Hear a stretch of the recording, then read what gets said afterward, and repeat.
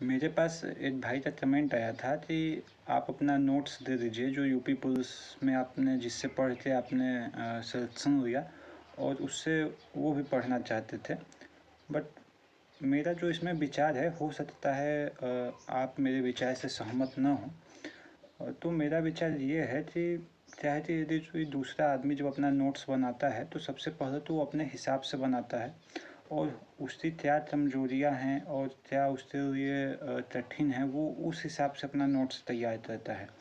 तो पहली बार तो हमें दूसरे नोट्स लेने नहीं चाहिए, इसलिए क्योंकि वो अपने हिसाब से बनाया है और आप उसे अब समझने में जो अपना समय और एनर्जी बर्बाद करेंगे, उतने में तो आप अपना दूसरा नोट्स तैयार कर सकते हैं और उसे पढ़ सकते हैं। और दूसरी बात ये कि यूपी पुलिस की तैयारी में मुझे नहीं लगता कि आपका 10-12 पन्ने से ज़्यादा का नोट्स बनाने की ज़रूरत है, क्योंकि यदि हम देखें तो जीएस जो है आपको पूरा कहीं ना कहीं रटना ही है, लूसेंट से या फिर चाहे जैसे भी।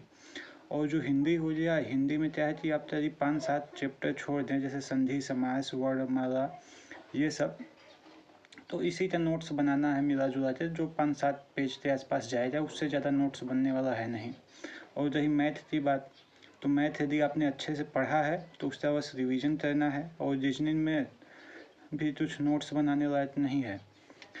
बस मेरा बात ये है कि यदि आप यूपी पुलिस की तैयारी अच्छे से करना चाहते हैं तो सीधी सी बात है तो यदि आपने सिलेबस कंप्लीट कर लिया है एक बार पूरा, तो जो भी यूट्यूब है या जो जहाँ से भी आप ऑनलाइन तैयारी कर रहे हैं उसे आप छोड़ दीजिए चुपचाप और सीधा अपने किताब पे आ जाइए, उससे रिवीजन करिए और चाहे जहाँ से भी आप अपना जो टेस्ट है वो देते रहिए। जैसे टेस्ट बुक हो गया, यदि आपने 40-50% सिलेबस अपना ख़त्म कर लिया है तो आप सप्ताह में हर संडे को या किसी एक दिन आप अपना टेस्ट देते रहिए और उसे अच्छे से एनालिसिस करते रहिए।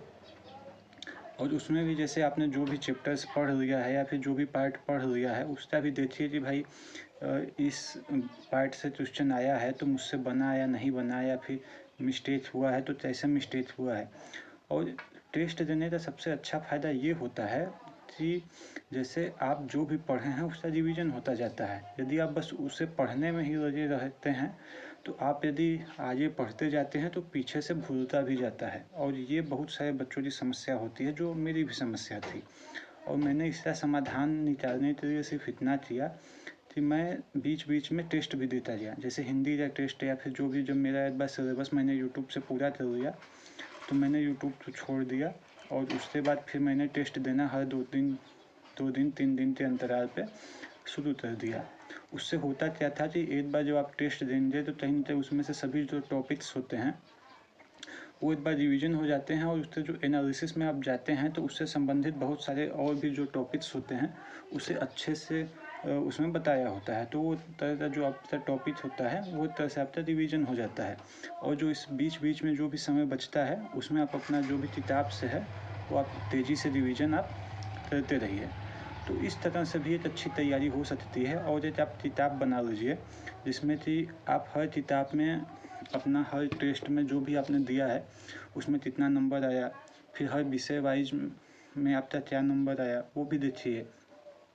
बहुत सारे जो बच्चे होते हैं वो इस बात से मतलब अपना देखते हैं कि जैसे उनका हर टेस्ट में नंबर बढ़ रहा है कि नहीं, तो उससे वो अपना देखते हैं कि हाँ उनमें सुधार हो रहा है कि नहीं हो रहा है, जबकि ये सही बात नहीं है। इसलिए क्योंकि हो सकता है एक इजी टेस्ट है और एक हार्ड है, तो हो सकता है आपका जो इजी है उसमें ज़्यादा नंबर आ जाए और जो हार्ड पेपर है उसमें कम नंबर आए, ये तो स्वाभाविक सी बात है। और इसके बाद आपका मोरल डाउन हो जाता है, जबकि ऐसा नहीं है। जब भी आप टेस्ट दीजिए तो उसमें एक होता है परसेंटाइल। जैसे मान लीजिए आपने इजी टेस्ट दिए और उसमें आपका परसेंटाइल आया 90%, यानी आप जो टॉप के 10% हैं बच्चे हैं उसमें आप हैं। और वहीं आपने हार्ड वाला टेस्ट दिया उसमें आपका नंबर इजी वाले से कम आया, बट परसेंटाइल जो है 91 हो गया, यानी आप टॉप 9% बच्चे में आ जाएँ।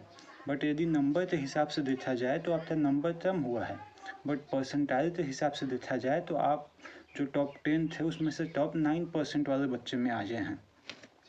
तो इस तरह से यदि आप अपना जो ग्रोथ है वो एक तरह से आप उसे मापेंगे तो सही रहेगा। एक सही रणनीति बनाइए और उस रणनीति के हिसाब से चलिए। और बहुत सारे पीडीएफ या बहुत सारे नोट्स कि हाँ उस भाई का सिलेक्शन हुआ है या फिर वो वाले सर जी हैं वो उस वाले कोचिंग संस्था से है, सब जगह से हम नोट्स ले रहे हैं और वो पढ़ रहे हैं तो मेरा हो जाए, तो ऐसा नहीं है। एक विषय था तो एक ही सोर्स, ज़्यादा सोर्स नहीं। जैसे हिंदी है तो ये किताब, मैथ है तो ये किताब, जो भी जीएस है तो ये चीज़, बस एक सोर्स पकड़िए। और वो ऐसा सोर्स हो कि वो सोर्स आप ढूंढने से पहले वो सोर्स चुनने से पहले आप 10 बार अपना रिसर्च कर लीजिए। और उस सोर्स को चुनने के बाद फिर सब छोड़ दीजिए, सिर्फ उसी सोर्स का आप रिवीजन, उसी किताब का रिवीजन कीजिए। जितना मल्टीपल हो सके उतना मल्टीपल रिवीजन। मेरा तो अनुभव यही है, बाकी हो सकता है आपकी सोच मेरे सोच से भिन्न हो, तो आप भी अपने स्थान पे सही हैं। देखो भाई, मिला जुला बस बात ये है कि सिलेक्शन लेना है चाहे जैसे लेना है। मैंने जो मेरे साथ जो अनुभव था मैंने वो बता दिया, बाकी आप स्वतंत्र हैं।